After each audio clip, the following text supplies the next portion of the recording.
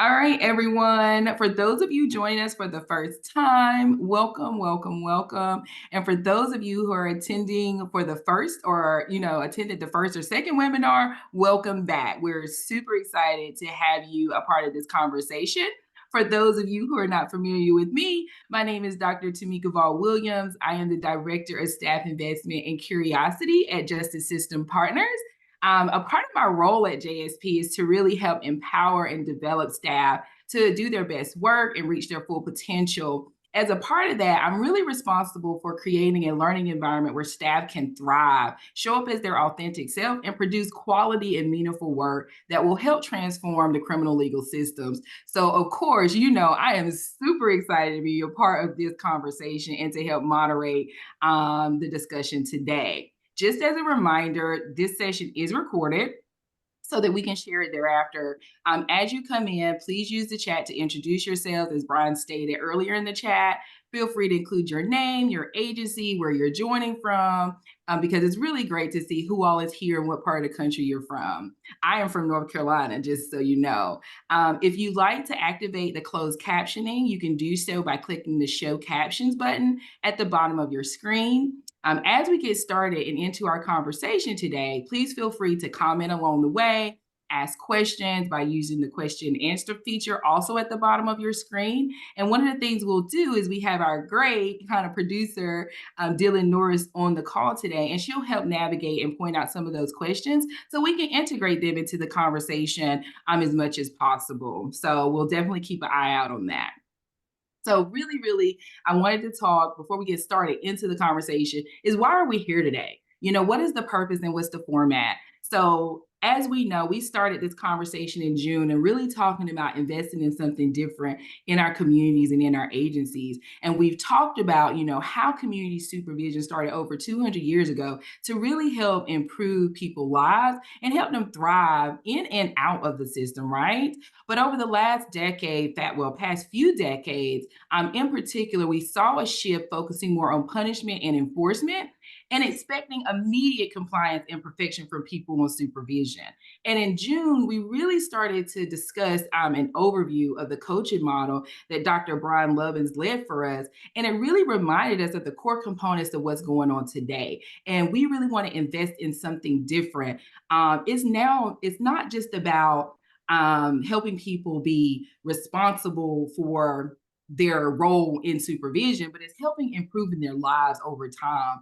And last month, we really talked about building coaching connections and why relationships and connections are so important in the context of coaching. So we're excited to continue this conversation today and really focus on how do you build a coaching organization? How do we help cultivate a physical environment for growth, setting more meaningful performance measures for staff, tips and tricks, and building policies and practices to really help sustain the coaching referee model for change? And how do we invest in something differently for our staff? And that's what this conversation is about today. So I'm super excited to introduce our featured speakers, who include Coach Preston Brown, JSP's President Dr. Brian Lovins, and CEO Brian Riggs, who is a consultant with JSP. And we also, again, have our great producer, Dylan Norris, who's going to help manage the chat and conversation today. Before I turn it over to Brian, I do want to give you just a little bit of background, just in case it's your first time really joining this conversation. JSP President Dr. Brian Lovins developed the coaching referee model for change, a framework really helping justice organizations transform their system to center the humanity of people navigating through it and working on it. Brian has supported hundreds of community correction agencies with integrating coaching components into their work. You can read more about him in the chat. You'll see Dylan drop something here shortly. We also have joined with us Coach Preston Brown. Coach Brown is the wide receivers coach at Delaware State. He was a former running back coach at Temple University and the former head football coach at Woodrow Wilson High School in Camden University, where he also served as the Dean of Culture and Climate.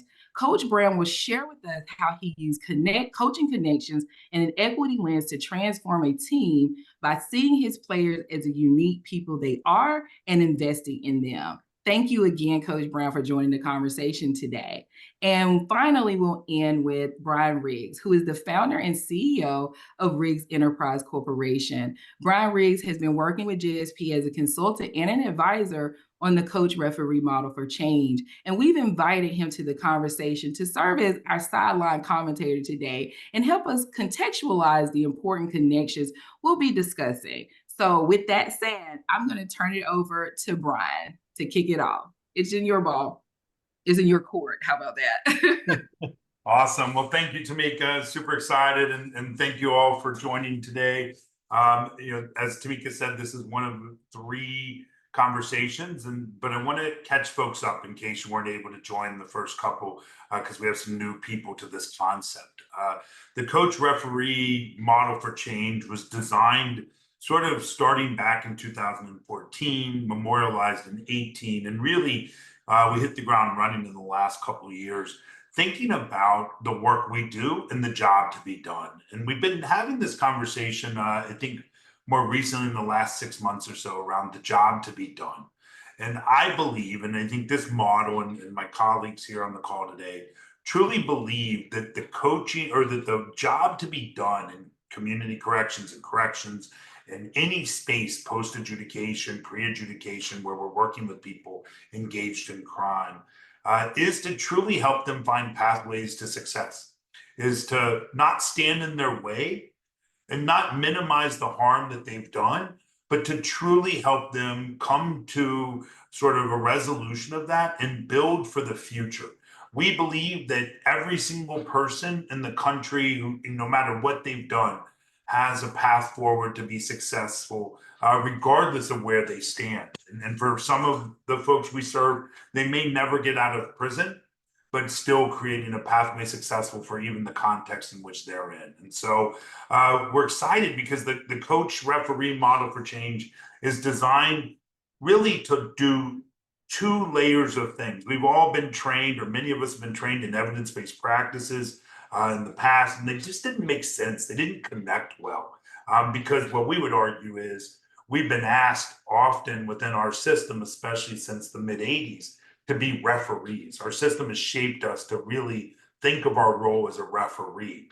And a referee, if you think of that context, a referee stands on the outside of a field, doesn't have a relationship or a connection with the players, knows them by their number, not by their name, doesn't care if they're successful, has no impact on the win or loss or interest in the win or loss that's going on. Although I would argue that a few referees have caused a few teams to win, like my Bengals a couple years ago. We would have won the Super Bowl if it wasn't for the referees. So let's just be clear on that. At the end of the day, referees' job isn't to help elevate or improve or connect to the players. Their job is to implement a set of rules so that people play fairly and that the winner didn't cheat to get there. And the reality is what we've created in our correction system is really a system that is asked staff to be referees. And what the coaching model for change says is that we believe in people. We believe in the power of coaches. We believe in the impact that they can have on people and their ability to motivate, to support, to teach, to encourage, but also to hold accountable. And this, I think, is the key indicator or the key purpose of the coaching model, is that when we think about coaches, if we think about a coach that doesn't hold people accountable, and we'll hear a little bit from Coach Brown about sort of how to create an organization that enforces that or reinforces that. But if coaches don't hold players accountable, we have a name for that type of coach. It's a Dallas Cowboys coach.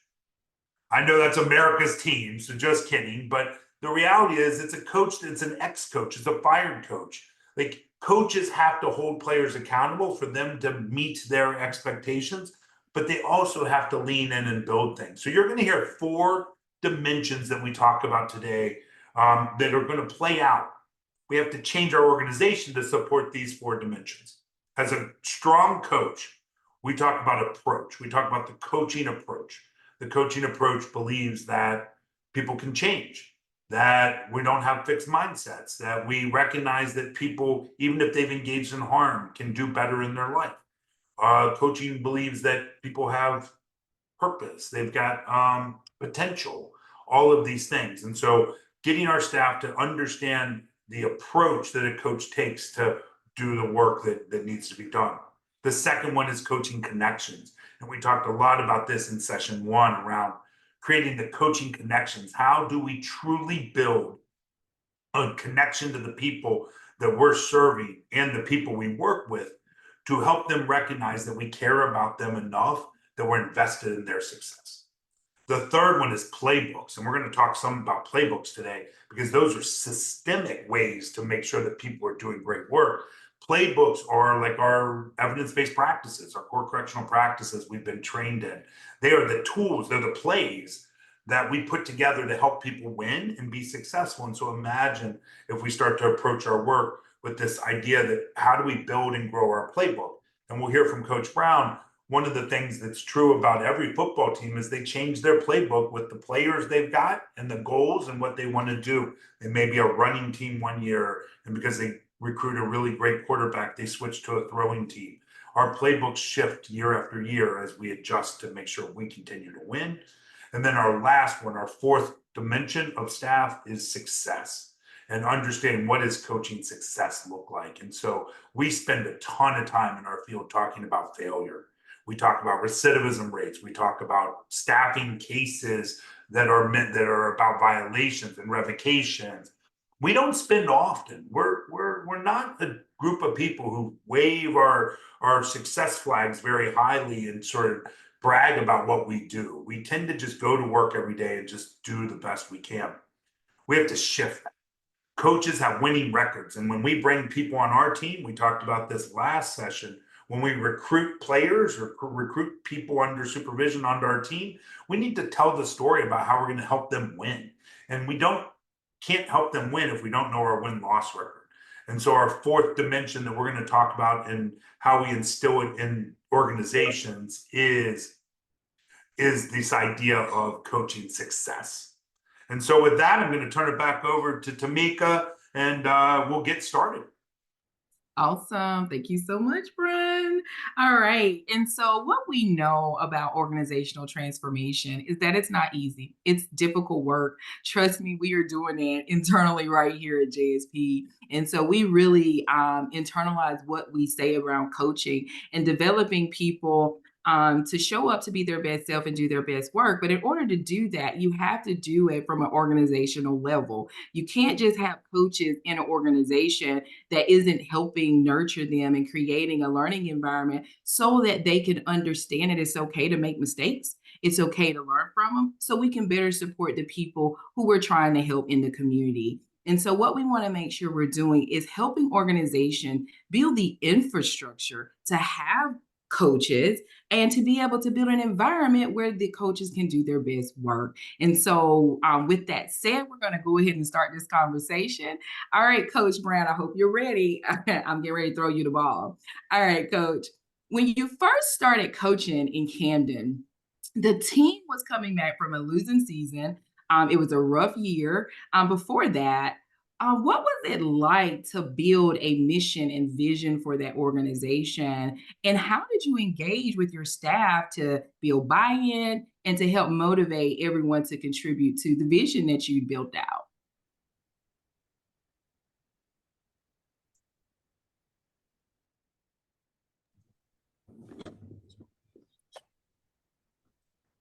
Can you hear me?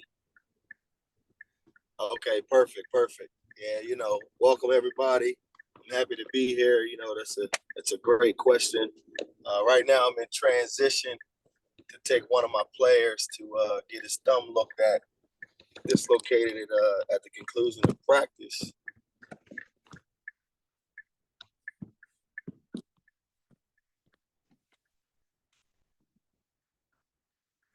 And this is the power of coaching, right? The idea that in the middle of all of these things, we have to step in and take care of players as well. And so I think we got Coach Brown back, but sort of recognizing that he is in transit, give him some grace. And I'm sure that his player can hear us, and we're sending our best energy and folks' prayers to hoping the thumb is better.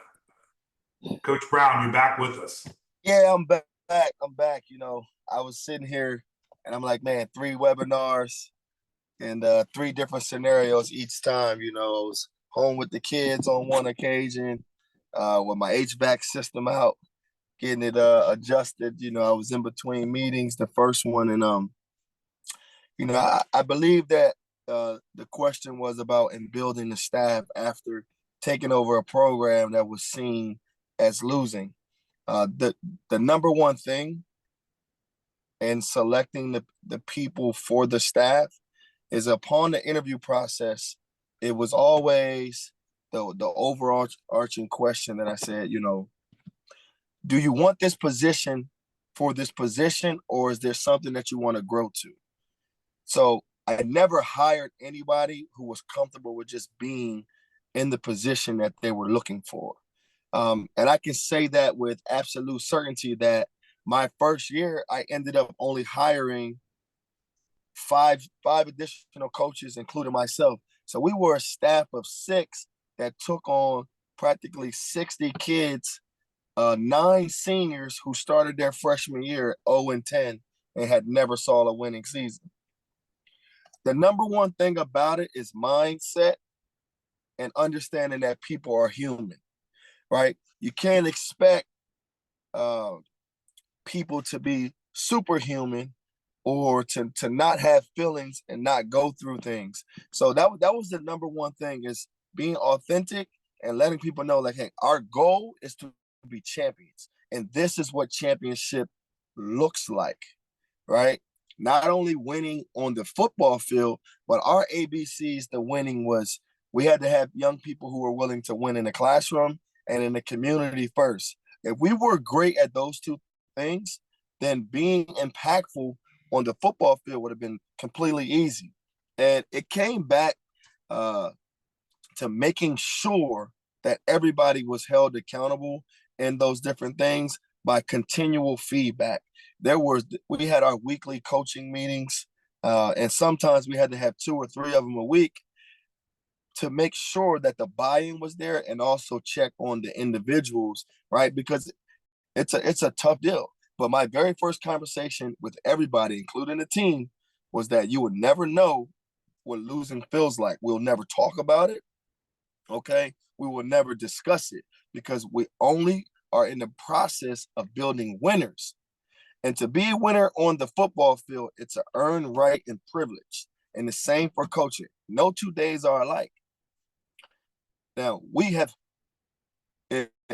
got to make sure that in our world, right, what we do at the organizational level, because we're coaches, we're always being looked upon from the media, from the fans, from the members within the school, community, and the players, right? And so what message do we want to continually send?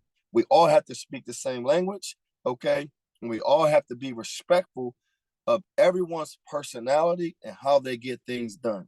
From that original staff that I created, 4 of the 6 guys on that staff all became head coaches, and I was only the head coach there for 7 seasons. Every one of those dudes became head coaches. 2 of them took over the program after I left. So there was one who took over the program, then he left and went on to Virginia to take on another program. And then another guy on that staff took that program over. 2 other guys went and started programs at 2 charter schools in the city. And it all goes back to the very first conversation. Did you or do you want to be here just in the position that you want to be in, that you're applying for? If that's the case, I'm not the guy for you to work for, because I'm always going to push you, right, to be the absolute best. It's just like as a parent, you always want your children to be better than you. And however you achieve that opportunity for them, right, every milestone is a stepping stone for the next one. We have to extend it. right? So they always say you push the finish line back. I'm sure people in supervision and community supervision dealing with, the transient population of people and crimes and things that they're coming back from, those people, like my brothers, felt like the goal line kept being pushed back for them, Right. right? So Absolutely, coach. I appreciate that. That was, really, really, I think just pointed around, how we look at individuals and how we help motivate them to earn buy-in. And so, Brian, I'll pass it to you. I have a question. What would you say are like the ABCs of building a coaching organization for community corrections? I think there's a lot of alignment there based off what Coach just said. Can you walk us through that? Yeah, absolutely. I really appreciate your point, Coach. Like, I think as I think about the coaching model, it's like I want all of our staff when I was in Harris, I wanted every one of them to be in the Hall of Fame. Like I wanted them on a wall at the end of their career with the thousands of people that they had an impact on their life and changed and shifted the trajectory of people. And I think that's what's important to me as a coach of an organization is empowering people to tie to their purpose, right? Like, and you said this as well, like giving them a common purpose to go against. I loved your point. We're going to talk later about like talking about winning and not losing, because I think we talk about way too much losing than corrections. We talk about way too much risk and threat of the worst thing. I think all of you, the people there in the audience, I'm guessing all of you have sat at your office and thought, oh my God, what happens if I hit the paper or something bad happens? And we get risk averse and we get really protected about and for good reason, none of us want to lose our jobs. And so I love that idea. And so how do we create, like sort of to make your point of like, what are the ABCs? I think the first one is having a common purpose, right? It's really hard to coach or have a group of coaches who are going in all different directions, right? You need to know your role, but you also need to know what direction you're going in. What type of team? And I'm becoming more and more cognizant of that as I get sort of older, but I also get more in these spaces, like that we really have to define what we want. And I don't think we do a great job in corrections. We often tell people what they're going to do, the tasks, but we rarely talk about the purpose and the why. And so I think the first thing is like, how do we create an environment where staff know what we're trying to accomplish? What's the job to be done? I think the B for me is taking care of staff. Like you can't deliver healthy work without being healthy yourselves. And so as a coach, and I'm sure we'll hear from Coach Brown about this in a bit, but as a coach of an organization, I think about for them to do their best work and for them to be the best for the players that are on the field, they have to be healthy and they have to be sort of in a healthy space as well. And so as an organization, I think our coaching responsibility is to create those spaces. And then the third one is learning. Like I think the other core C in that ABC is we've got to create an environment where it's okay to screw up or it's okay to have a bad outcome. Like I could do everything right and something bad could happen. And there's nothing I can do to control it. But I feel like often in our corrections world, we chase our tail trying to keep the bad thing from happening instead of, to Coach Brown's point, the great things from occurring. And I think we should focus on doing great work and the bad things will lessen and lessen and lessen. It won't eliminate them. There's still human behavior. Bad things are going to happen, but we circle around our staff. We create an environment. And probably for my last point, I think as a head coach of an organization, I'm guessing that Coach Brown never did this. He never showed up at a press conference and said, look, I did my best job today. The players out there sucked. I can't believe how shitty they were and how bad they played. And it's unbelievable. No coach stands in front of the press and says that. Every coach stands in front of the press and says, I'm going to take this. I didn't prepare the team well enough, but I promise you one thing. Come Monday, you can come out to practice. You'll see we are going to double down and we are going to be a different team on Friday to get a better outcome for all of you. That's a coach to me.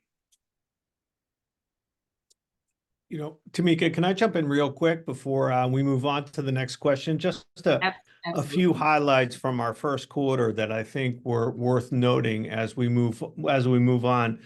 Tamika, before you kicked off the first question, you used a phrase called organizational transformation, and I want to just point that out as ultimately one of the more significant things that we're trying to accomplish, and more importantly, part B to that. And Coach Brown, you know, you took over a team that was struggling, and so I think the expectation when you stepped into that role was that you were going to be a change agent, right? And you embraced that role as head coach, but I think you also empowered your staff and ultimately your team to recognize their own ability to be change agents and to not just to look for direction, but also to seize the opportunity to claim their own victory in their own journey, their own purpose, their own why. And so I just want to kind of mention that to everyone on the call that we all have the opportunity to be change agents at a micro level in our small first concentric circle of our life, and then extending that outward as we engage with coworkers, as we engage in community events.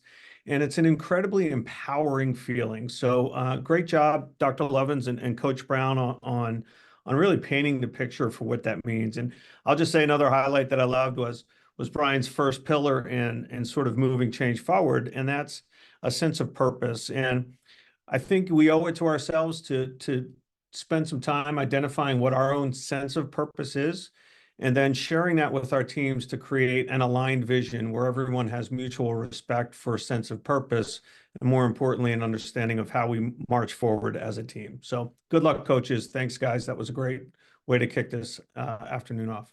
Absolutely. And as we get ready to go into the second quarter, Brian Riggs, I think he made a great point. It's like helping people find purpose, right? And a part of helping people understand, you know, their role in an organization, one of the things that I find to be really helpful is helping them identify their strength, right? What is it that you bring to the field? What is it that you bring to the court? What is that you bring to this space that you know is unique to you as an individual? And so, Coach Brown and Brian Lovins, I'd love to ask, you know, why is it important, or how do you go about helping people identify their strengths, identifying their superpowers, and why is it important to even do that to really strengthen an organizational culture? And I'll pass it back to you, Dr. Lovins, just to talk briefly, and then we'll pass it to Coach. Yeah, and so I think, Tamika, I think that's a really important piece. Like, we are a human being delivery system. We're not a mechanical or technological decision, delivery system. And I think over the last 2 decades, and I'll take ownership for this. When I was at UC, we were really scripted. We were pretty prescribed. It was like, oh, you got to do this, this, this, this. Here's the check boxes you got to do. And if you don't do it this way, I know folks, it's like, oh, you need 17 reflective statements to get an MI intervention correct. I think that's crazy. I think we have become so technical. I know people who are sitting there, instead of listening to the person, they're thinking, how do I get this 6 boxes filled out to that conversation? I think the first thing we have to do is turn our staff back on. Like, we are human beings. We hire incredibly great people. The people on this call are amazing. I know, like, I ran through the list and saw 27 of them that I know. Like, and 26 of them are amazing. Just kidding, 27. It's like I have 3 kids, and I tell each of them that they're my favorite. So, but 27 of you are amazing, or all 40 of you are amazing. But we've shut you down in this, like, in this idea of quality improvement or in fidelity. And what we really need to do is center staff and allow them to take the tools, the playbooks. Like, there's no coach that's the same. And I guarantee Coach Brown's going to tell you, like, I don't try to make the coaches on his team, I don't try to make them the same as me. I try to elevate their skill or their superpower to be part of this conversation. And I think there are staff that can do amazing work, and we lock them into a box and say, you got to do it this way. What I'm really excited about in the coaching, the coach referee model for change is this idea that when we center staff, we give them the authenticity to really elevate or to choose how to engage. Right? You don't get to choose that you believe people can change. Like that's a core function of a coaching model. You don't get to believe that creating a coaching connection is important or not important. It is. We know the research says that. You don't get to choose playbooks. You don't get to choose that you need plays, that it's just relationship. But what you do get to choose is your connection to how I build a connection with people. How I build it is going to be different than another person, but that you build it is the important piece. And so I think, Tamika, to your question, we find the superpowers in our staff, and then we put them in the right position for them to be successful. And in my coaching days, I had a kid who really wanted to play but couldn't catch a ball. I'm not putting him at first base. Like they're going to want to quit before, and their parents are going to be so loud and yelling at them, and they're going to just be saying, catch the ball. Why aren't you catching the ball? And it's not because they don't want to, it's because they don't have the skill yet, but they're super fast. So I put them in left field or center field where they can track the ball down. I think that's what we have to start thinking about with our staff is what's the right space for them to be successful. Absolutely. Love that. So glad you're my boss. So, coach, so what do you think about Head coach, not boss. Head coach? Let's say that. He's my head coach, guys. All right. So, Coach Brown, so what do you think about that? Do you see it in the same way with your staff and your athletes around helping them identify and build their superpowers? For those of you that were not on the very first call that we had, the first thing that I do when I talk with staff or players is, in order for me to understand who they are and what they do best, I let them know that the first law of thermodynamics is the transfer of energy, right? That energy can be either positive or negative.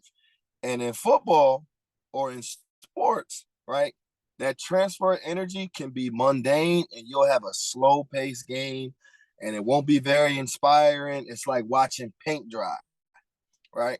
My superpower is I'm a motivator. I'm an energy guy, right? So every day I start the same way. Today is the day that you bring the best out of you. What you gave yesterday was good enough for then. We need what you can do now. And what I say to the coaches is, I understand life is going to kick in. Let this be your sanctuary to inspire somebody else in whatever way that you do, right? We got people who are great one-on-one. They're not loud, right? But they're really good with the paperwork. They can organize everything nice and neat. I want to maximize that each and every day. The more we maximize that, the less we talk about your deficiencies, because you're going to be so good at what you do that we can slowly start working on some of the things you're uncomfortable doing, right? I never tell somebody that they're not good at something. We just tell them, hey, these are some of the things that we just need to push forward a little bit more. But we have to maximize this first, because if you're at an 89, let's just use that out of 100 or something, I'd rather get you closer to the 100 because it's focused on one thing at a time. So with players, it's like, hey, we're going to practice. The reason why I tell people to be great students first and then great in the community, one, as a student, if I handle all of my academics first, I'll never get to practice and have to worry about writing a paper or doing some kind of schoolwork. Second, community service is the most selfless act that you can ever give. And you learn so much about other people that, you'll forget about yourself, right? And then I feel like the universe rewards you in another way. The sport is what you get to do as an added bonus, but you alleviate all pressures when you, one, handle all of your business prior to, engage yourself in others in the way that you're extending a hand, and then you go ahead and just have fun and do the sport that you want to do. The same conversation for coaches, but leaders don't get to choose, right? You got to show up and give your 100% every day. I grew up a Tiger, right? My high school alma mater was the Tiger. I became the coach there. So every day I told them, you got to earn your stripes every single day. I don't know if it's the orange one or the black one, but each and every day we got to earn our stripe. And we know that no 2 days are alike, but just maximize your superpower. Quick story, just happened 2 days ago. There was a player of mine who saw less repetitions in a scrimmage, right? And he thought it was because of his inability to play football and that he was digressing. And I said, no, here's the point. There's this thing called stats versus impact, right? Some people have really great stats and they have no status within the team and zero impact. Other people can play less snaps but have a greater impact on the team and still inspire and affect winning. This young man in particular played 15 snaps, had 5 targets and 4 catches. The guy in front of him played 45 snaps, had 4 targets and 2 catches. One of those catches just ended up being a 60-yard touchdown, right? But the kid who had less snaps had more attempts and he had the same amount of yards because his superpower is speed. He's just a smaller guy. And we were working on a part of the game that didn't require his skill set at the time. And you got to let your staff know that your skill set is going to be needed in this way. And so whenever this comes up, I expect you to be Steph Curry and make the 3-point shot, or be Barry Bonds and hit the home run. Whatever it is, when that moment comes, we're constantly preparing you for it, right? So every day is preparing for a championship. Absolutely. Oh, so inspiring, Coach. I definitely completely agree with you. And it's really about helping, stretch our players, stretch our staff to show up and be their best self. And so one of the things, like as you were talking that I was thinking about is like, how do you help people stretch beyond their comfort zone? Because that's really when they start to reach their full potential.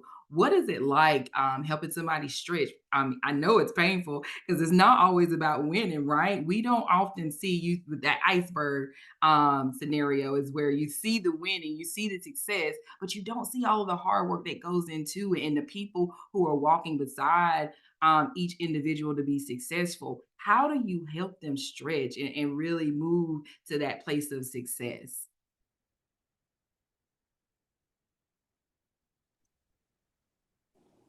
That's a question for me or Yes, for? that's for you, Coach. Yeah, it's coming Oh, back to okay, you, all right. Coach. Yeah, no, it's okay. It's coming back to you. Yeah. Yeah, so that step-by-step walk of empowerment, you got to get people to, it's like if you tell a lie to yourself over and over again, you'll start to believe it, right? So the lie was, hey, you guys are never going to be losers again. You're going to win the championship. Now, that first team didn't do it, but they set the foundation to get into the playoffs, right? So when people saw the championships, they had no idea the hard work that goes into it. One thing about empowerment and taking people to the next step is putting the ball in their hands and letting them do it, right? You can't micromanage your way through everything.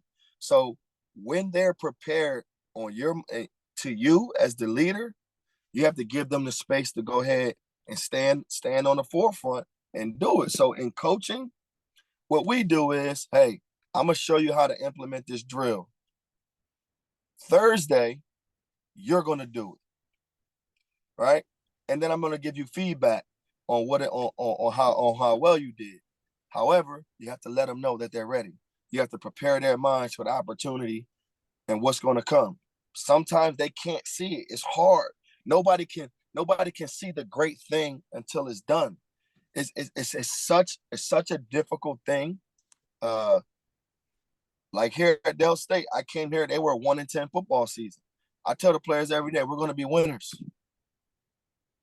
It's hard for them to see it because they're living through the past, right? And when you live through the rearview mirror, you become stuck. So you have to let them understand that on the passageway to their greatness, when they do impactful things in practice, you have to encourage them. You have to highlight that in a full staff setting and let people know that, hey, what this person is doing right here, this is what winning looks like. This is how it's going to show up on game day. So that is one of the main things that you have to do. That's how you take people from point A to point B, right? Constantly pointing out their steps of improvement so that they can feel encouraged to get to that next place. Great job, Coach. Tamika, you mind if I jump in real quick? I get so inspired when I'm asked to participate in these amazing conversations. A couple of things that I loved as we wrap up the second quarter of today's game: stats versus impact. And you know, we can always work towards improving ourselves in both areas. There's no one or the other. I think it's a great way to kind of think about effort. Just make sure we understand what stats we're working towards and what stats we expect of others. Most people like to know how they're doing, so creating those measurables is great. But even more importantly, Tamika mentioned comfort zone, and Coach did a great job talking about that. But I'll challenge all of the coaches on the call today that it's really hard to empower someone else to get out of their comfort zone if you're not doing that on a regular basis yourself. True learning and understanding of self only happens when you're outside of your comfort zone. And so in my world and in my first concentric circle, we challenge ourselves each year to create a new frontier, we call them. And so I would just ask everyone to think about what's a frontier this year that you want to work towards that pushes you out of your comfort zone. They don't have to be huge. They could be small things. Going to a place where you've never been, attending a session that you've always shied away from, learning how to horseback ride, whatever the case may be. Push yourself because that's the only way that you can, in my opinion, my humble opinion, truly inspire and enable others to think differently and push themselves out of the comfort zone. And the last thing that stood out for me is this concept of rear view mirror. We all have a tendency to look back and use our recollection to help shape our future actions. But the reality is the past exists in the past for a reason. I remember I was getting my driver's license at 17 years old, and my driving instructor said one thing to me as we were driving. He said, hey, don't fall in love with the rear view mirror. And at the time, he was trying to save his own life, right? Because I'd become preoccupied with looking in the rearview mirror. But I've never forgot that because the past is a safe place.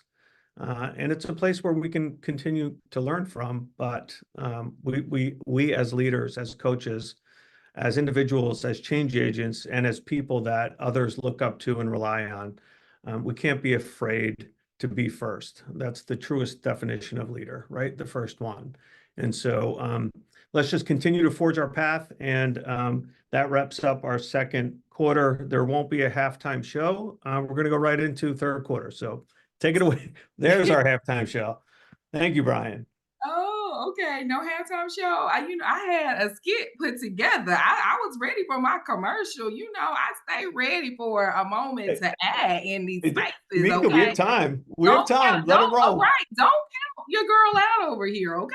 But no, this has been an amazing conversation. And as we, transition into quarter three here, I really like to talk to you, Brian, briefly around this culture of winning that we kind of alluded to initially.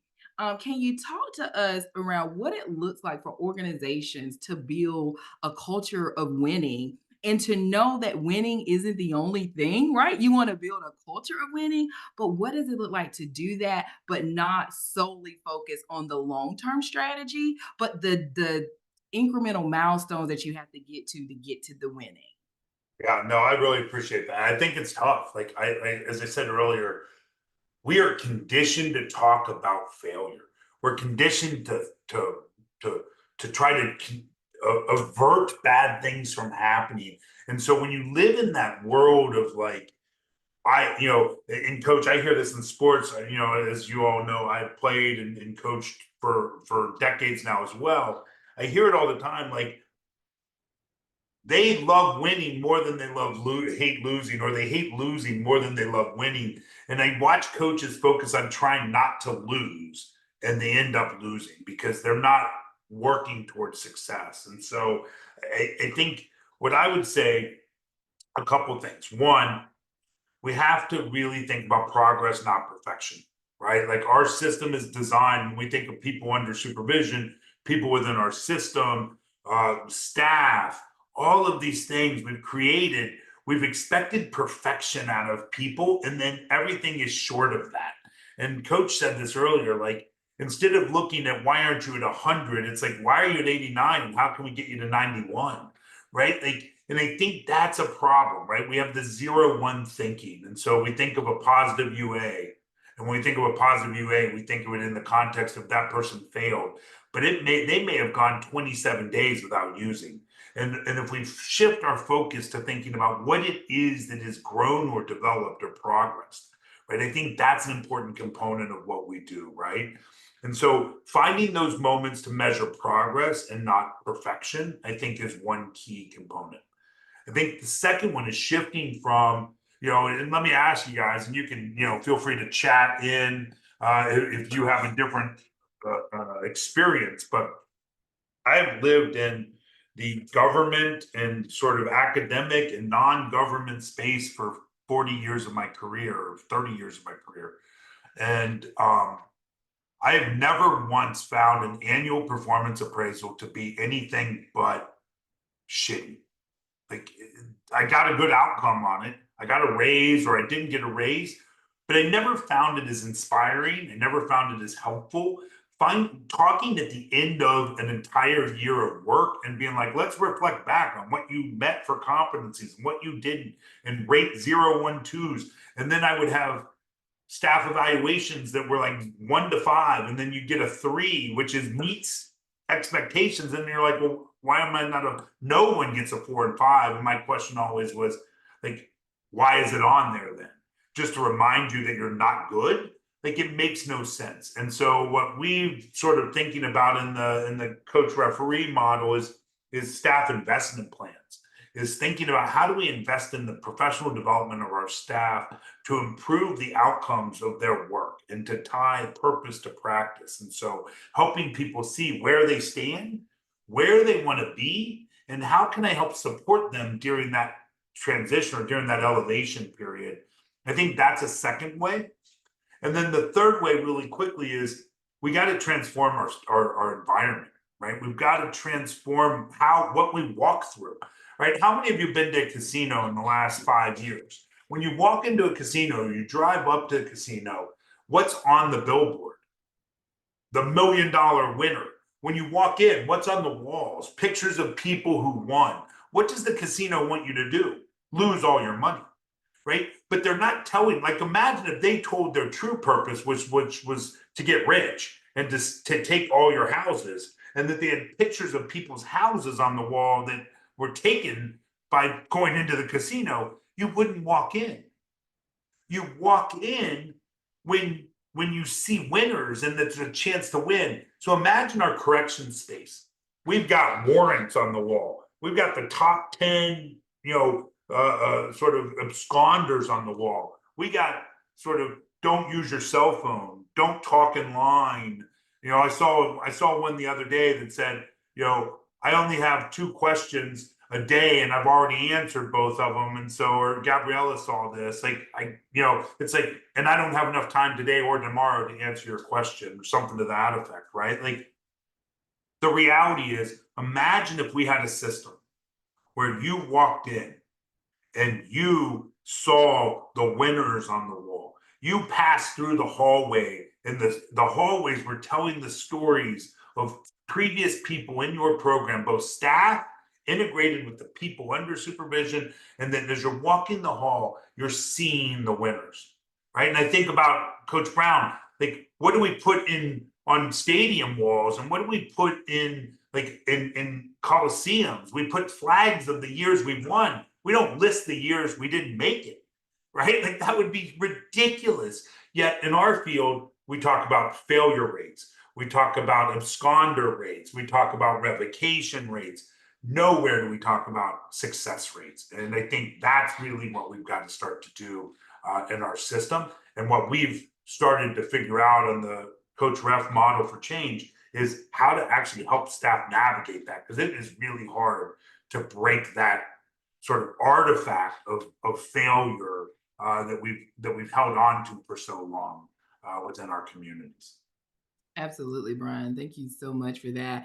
Paige said, my favorite is when your superior decides your goals are on performance reviews. And I really, really chuckled because I was like, how are you telling me my goals, right? Isn't this supposed to be a we process? And I think to your point, Brian, like with our investment plan internal to JSP as well in the coach referee model, it's about walking alongside our staff.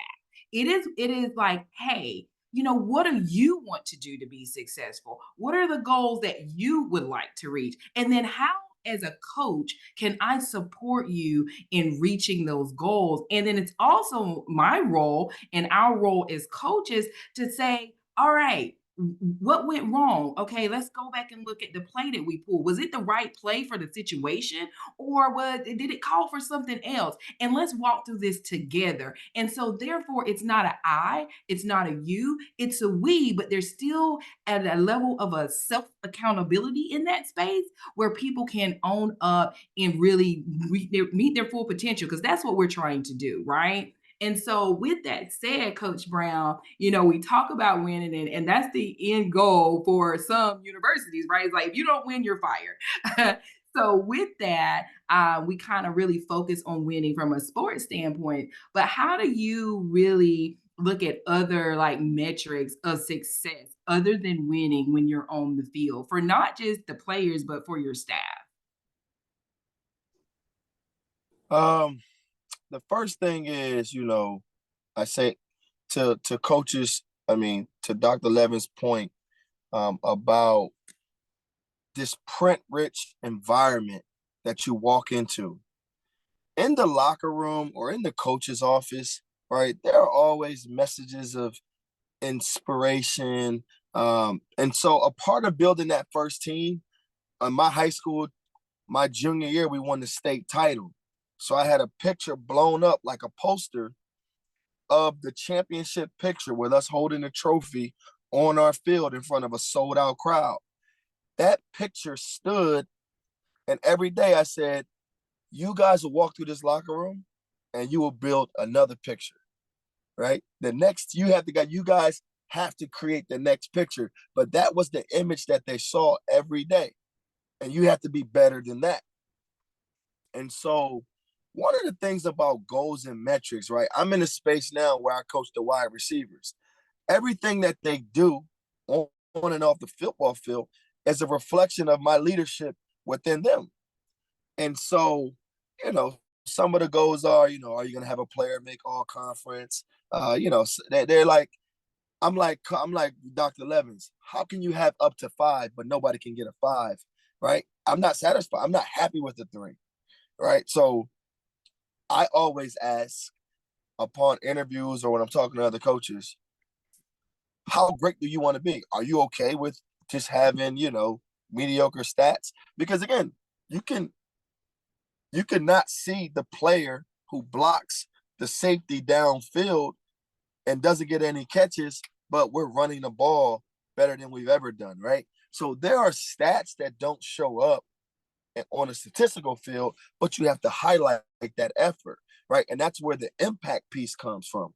And so for me, my guys have to win the game of life first, because the only thing guaranteed is that the air is going to come out of the football and they ain't never going to play again.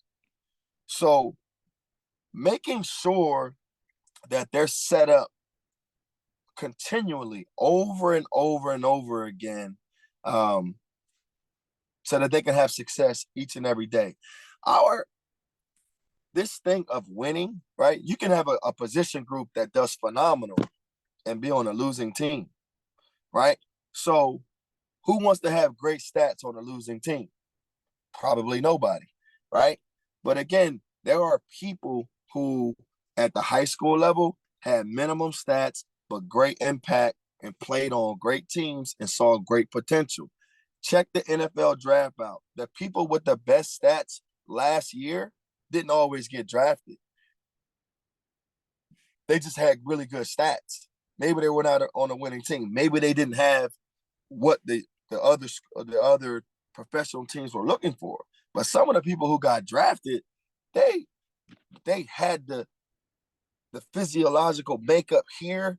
They had the body type, and they had well enough stats and great potential for them to invest the money in drafting them. And so what we have to get our people to understand is that being motivated for one day is not good enough. Your motivation for yesterday is not good enough today. And you have to be authentic about that and pushing people beyond any amount of stats. Me as a coach, and I'm only just talking about me in this one instance, like I told them they were going to be living legends. In order to be a living legend, you had to break records and win championships like nobody's never done.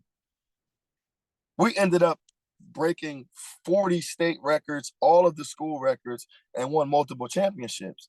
I didn't know what the number was. It's just the mindset and the ideology. I tell my players now, we're going to have 1,000-yard receiver. We're going to have multiple all-conference players and all-Americans. I don't know which one of you is going to be, but everybody's going to prepare like it's going to be them, because you never know the day and the time where your impact is going to be what it takes to win the game. And my greatest analogy is that even a pawn can create a checkmate, right? So everybody has significant value on each and every day, right? You can have the one touchdown at the end of the season that wins the championship, or you can be the person who practiced the hardest to get the team ready, and everybody's impact is valuable, meaningful, and necessary. Absolutely.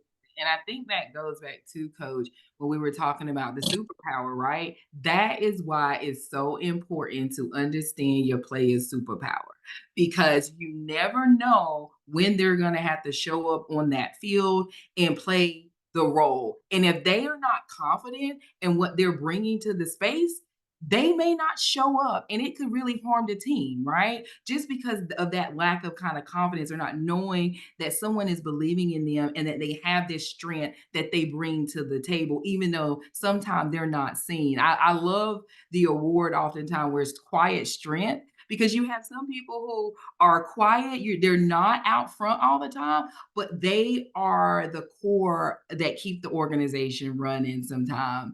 And I wanted to follow back up with you, Brian Lovins, just briefly. We talked about, winning and all the things and the performance measures on on like the sports side. But can you give us maybe 3 specific metrics that organizations can actually identify to start measuring success and talking about it today instead of the failures?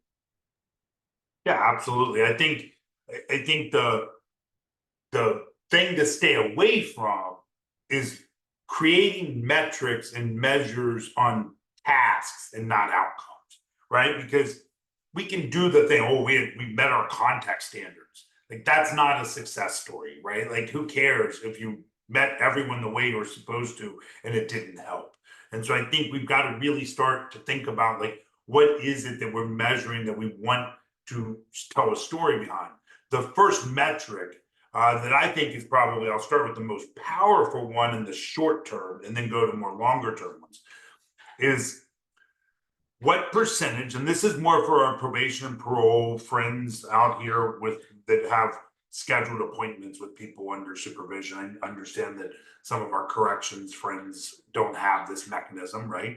But what percentage of people come back to your next scheduled appointment? I think it's one of the most powerful metrics we have. And the reason why is because every single person under supervision has a choice. They have a choice to show back up to a meeting and what percentage of scheduled or what percentage of people come back on a monthly basis or on the next scheduled visit tells us a story a lot about the person and the relationship, right? So imagine a probation or parole officer needs to make it flexible. We need to listen to them, like, oh, I have an appointment on Tuesday, or I got a new job and my schedule's shifted. Transportation background. Let's be honest. No one wants to go meet with someone who's an asshole. We want to meet with people who inspire and connect with us. And so if we're not having a positive relationship with someone, they're less likely to show up. If we are being sort of focusing on the negative and not building people up and elevate them, people don't want to show up. And so we found in Harris, for example, that there were pretty disparate sort of metrics between staff on what percentage of people showed up to their next scheduled appointment, controlling for risk, sort of type of offense. Obviously, there's more risk for a person that's been adjudicated with a sex offense to not show up than someone who has a drug offense. So we really started to do that. So that I think is within the work and the context of our work. The second one is we've got to really think about feedback from those folks that we serve. And I think in real time, so pulse surveys or pulse connections to the people that we work with. It is incredibly important to get their feedback on whether they believe we're helping them be successful. When we care about them, we care about their feedback. And I know in our field, we haven't done a great job of integrating the voices of the people who are being served. And we're afraid sometimes to ask their questions. I'll be honest. Sometimes I'm a little worried to ask about, I do a presentation and I'm worried about getting the feedback because we're all the same way.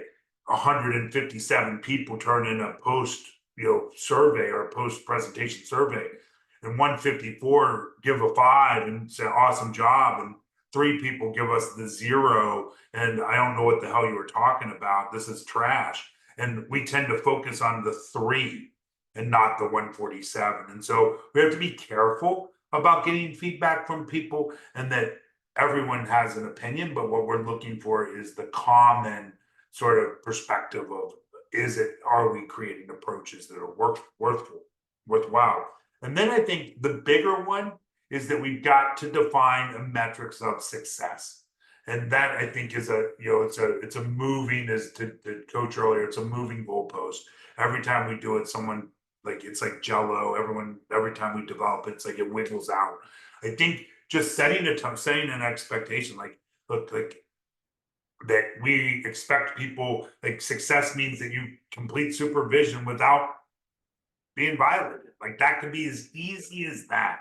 And changing the metric from recidivism and 37% reoffending to 77% or 63% successfully completing supervision. But I think it should go deeper than that. I think we should start really leaning in and understanding where we have the greatest impact on people under supervision in our programs. Are they able to make more meaningful relationships with people in their lives? Are they connected to employment that means something to them? Are they stable in housing? And we don't do a great job of measuring that. We do a great job of, did we get them attached to that? We measure, did the referral happen? Did the goal happen? And then we hold the person accountable of, did you go do the thing we told you to do? And I want to challenge us to step away from that. Who cares if they went to a treatment program if the treatment program wasn't helpful for them? The goal isn't to finish the treatment program. The goal is to actually help them get better in their lives. And so if it hasn't helped, we need to readjust either the amount, the time, or the type. And we've got to disconnect them from that. And so our goal isn't to get them to do that. And so this third one for me is really truly sitting down with your individual level staff, if you're a supervisor, and what does success mean for you? Paige said this earlier, 100%. Your goals should be your goals, not your office or your department's goals. Now, we have overarching goals, but from a professional development, I should have my own. And so I'm going to create milestones to identify, am I hitting those? Am I getting better? I think then the second layer of success is around client impact or people on supervision impact? And so are we making a difference in their lives? And then the third one is that difference stick? And then are we actually helping people transition on a path to success for themselves? Or are we just checking boxes to get them through?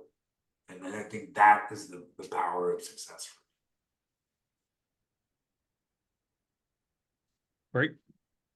Great stuff, Brian. As we head into the fourth quarter, I have the game tied, Dr. Lovins 7 and Coach Preston Brown's. Oh, shoot, we're not supposed to be keeping score. Let me cross that out. No participation trophies here, buddy. I'm going after them. I know, I got all wrapped up in this game concept. A couple of amazing things, and I won't go into too much detail, but progress over perfection, love it. And sort of the second tier to that, let's celebrate daily successes. I was at a retreat not too long ago, and someone brought up the concept of reading a book of daily affirmations, which I thought was kind of odd at the time, and I've just fallen in love with it. I do it every morning, and it just stretches you just a little bit. So daily successes, daily affirmations. Let's bring our authentic self to every relationship, most importantly, when we're dealing with clients, because they feel that. And if we're looking for ways to increase that second appointment situation, then being authentic is really what we all deserve and what we all should be giving as leaders, as coaches. Celebrating the unseen team members. One coach talked to a team about, are you the glue that keeps this team together? And if you are, then you should be the proudest person on the team. The glue team members are the team members. They show up without worrying about being on the highlight reel. They show up without worrying about being patted on the back. They show up for purpose, their own purpose. I love that. I also want to talk a little bit about this concept that all of this has me thinking about, and it's the moment versus the memory. I played sports, and I don't think back to my journey during those times as the wins over the losses. In fact, I can't remember a single score in any of the games that I played in. I played into college, but I remember the memories. I remember the practices. I remember the pathway over the prize. And I think we owe it to ourselves, our clients, our family, our team members, to enhance the journey rather than putting a lens and a focus on the prize.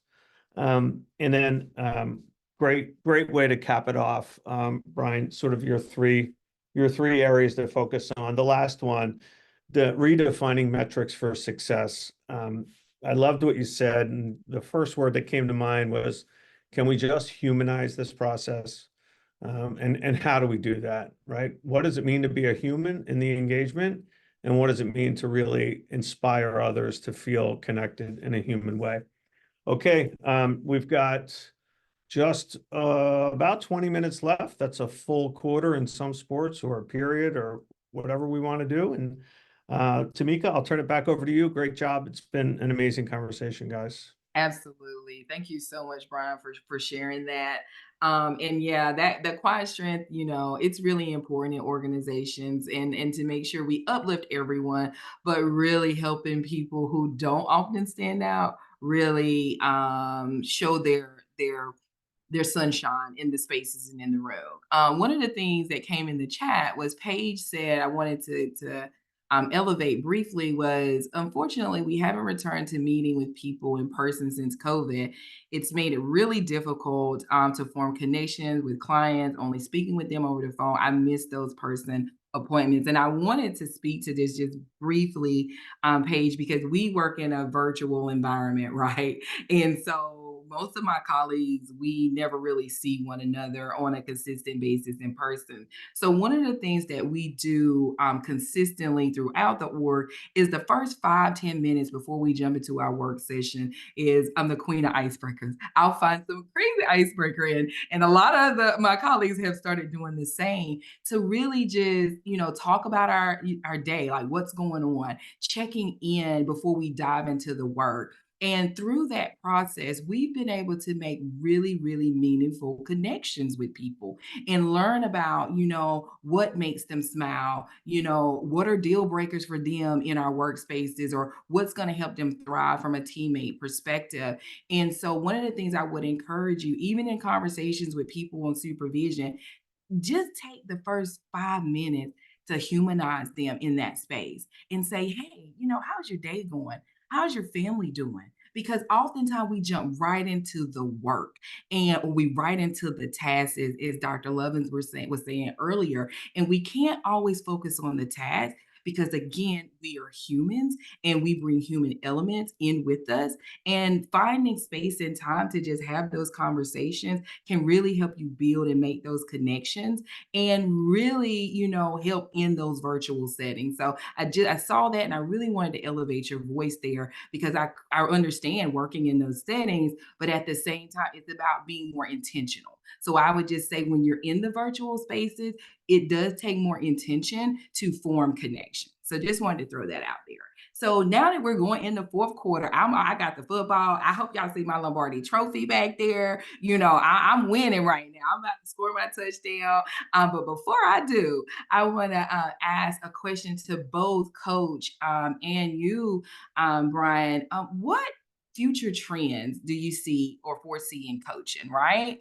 How can you and organizations stay ahead in the coaching framework, the coaching literature, and just building out innovative ways to sustain coaching organizations, or just like where do we see this going? And I'll turn it to you, Coach.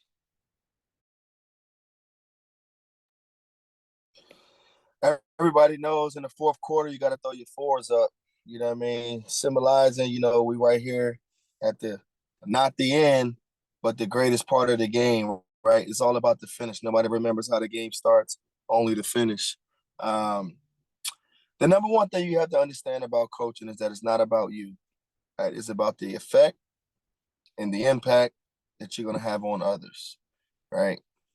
When you're in a leadership role, you don't get to choose, right? You don't get to choose your feelings, even though you're human, because other people are counting on you to help them so that we can all achieve this one common goal. I think in the coaching world, across all sectors, because some coaches can come in and be a hot shot immediately and have a whole lot of success, right? Is it sustainable? How many times have you seen in the NFL, the new coach gets hired with the really good personnel the first year, they win, and then they lose a couple of players, and then it's a drastic fall off, and then the coach is fired. In college football, you have coaches come in and they build programs. The first year, it's not so good. Second year is just okay. But by the time they get to year 3 and 4, you start seeing success. The head coach at Kansas, he was like that, right? At Buffalo, he turned that program around. He turned around and did Division III program. Now he's at University of Kansas, and he's done the same thing. One of the things is like, hey, I'm all about culture, right? What culture do you want to build? Do I want to build an instant gratification one where it's like, hey, we're doing for the now, and the now is the most important thing, and we'll think about the future later? Or we're building for sustainability.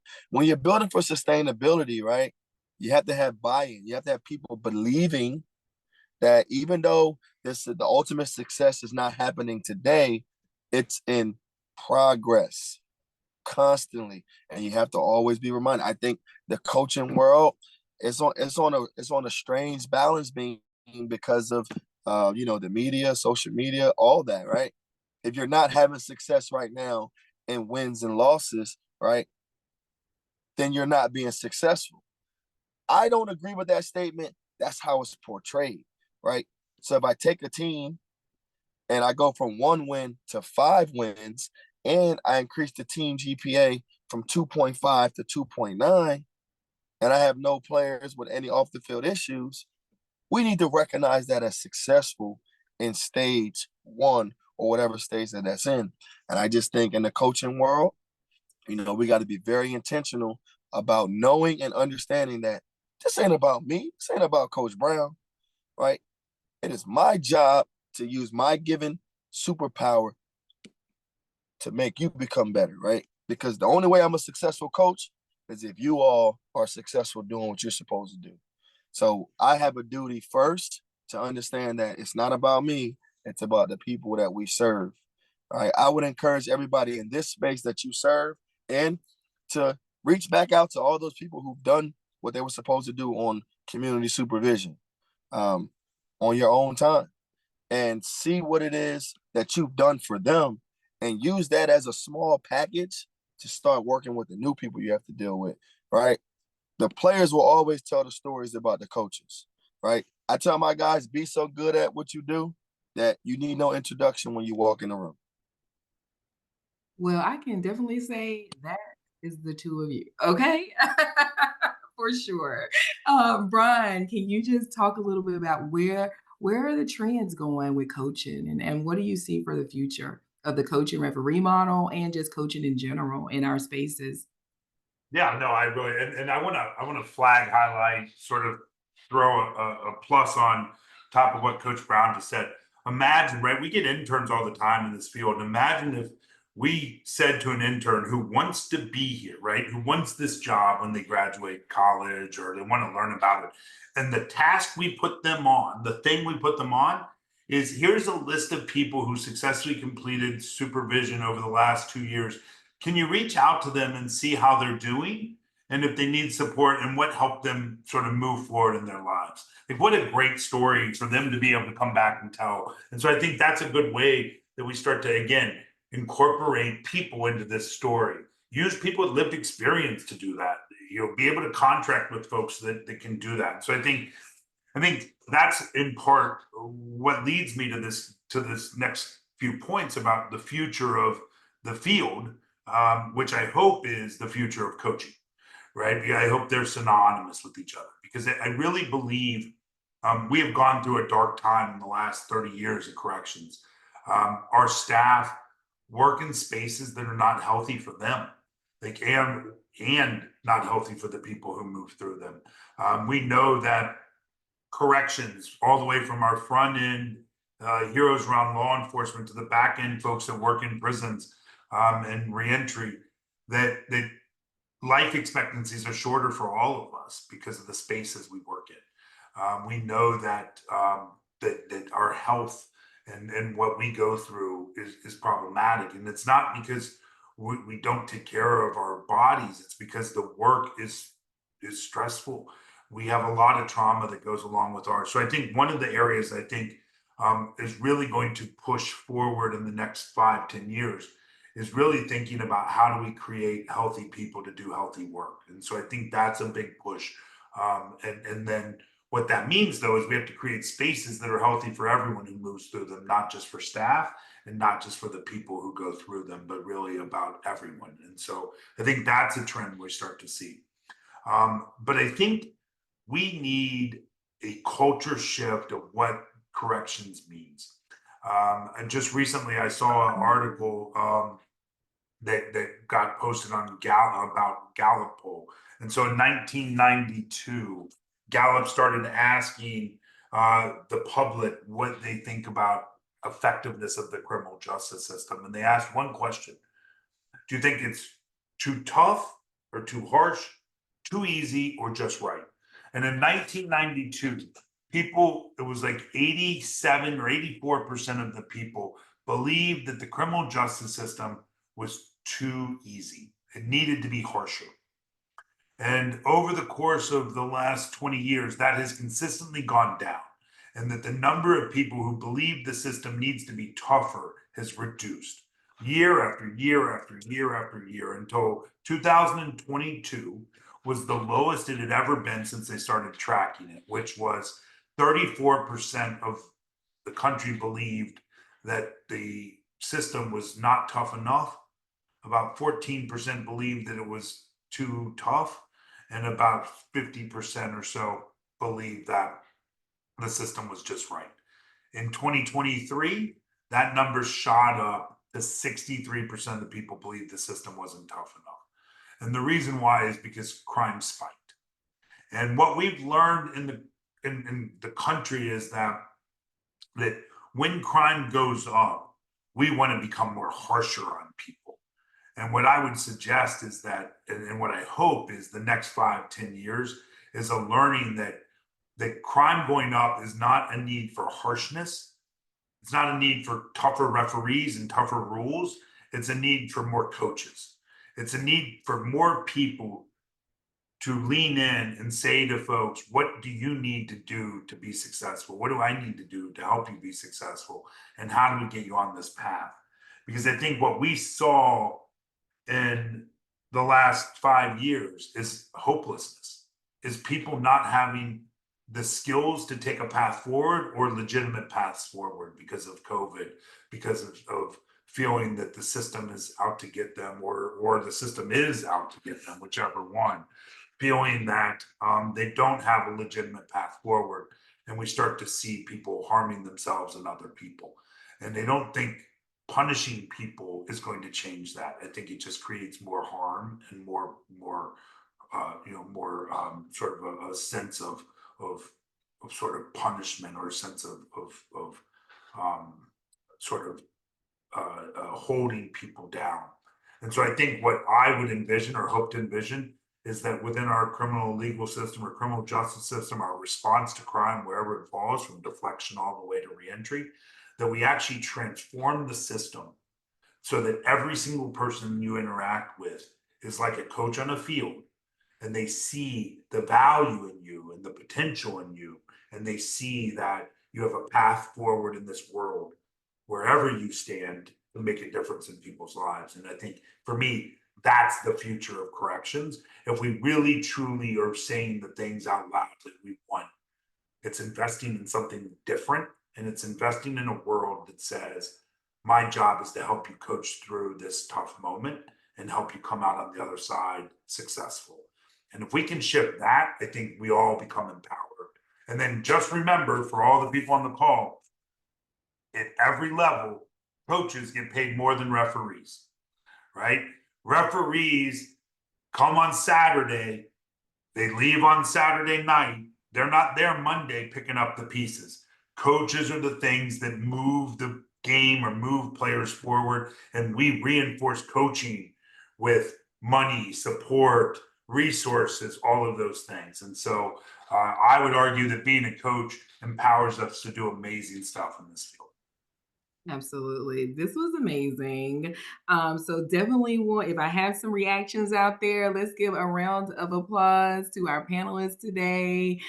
This was an amazing conversation and really enlightening. I mean, powerful, and I hope everyone walked away with something. Because I know for me, I walked away as like, humanity, right? That would be the one word I take away from this conversation, is that what does it take for us to see the humanity in people again? And how do we help people move forward in an individualized way that is going to be supportive to them, and not just from an personal supervision perspective, but from a staff and organization as a whole. And so unfortunately, that's all the time we have together today.